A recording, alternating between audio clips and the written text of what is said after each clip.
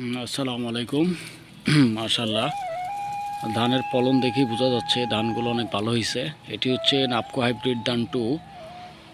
আর এটি কিছুটা মোটা আপনার হচ্ছে এই জাতটি, তবে এর চিকন হচ্ছে ভ্যারাইটি আরেকটি জাত রয়েছে নাপকো হাইব্রিড ধান 3, সেটি হচ্ছে চিকন জাতের। আপনারা যারা হাইব্রিড ধান চাষাবাদ করেন চাইলে আপনার মোটা এবং চিকনের মধ্যে নাপকো হাইব্রিড ধান 2 এবং নাপকো হাইব্রিড ধান 3 যে কোনো একটি করতে পারেন।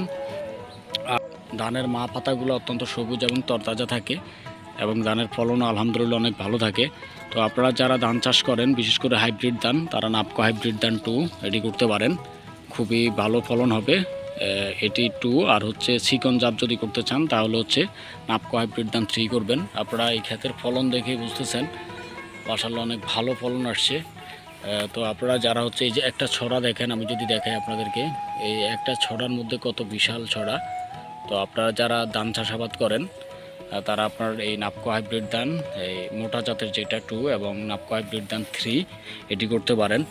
এছাড়াও কৃষি বিষয়ক যে কোনো পরামর্শ পেতে এবং কৃষির বিভিন্ন সমস্যা সমাধানে আপনারা আমাদের পেজটি ফলো দিয়ে রাখতে পারেন। সবাইকে ধন্যবাদ।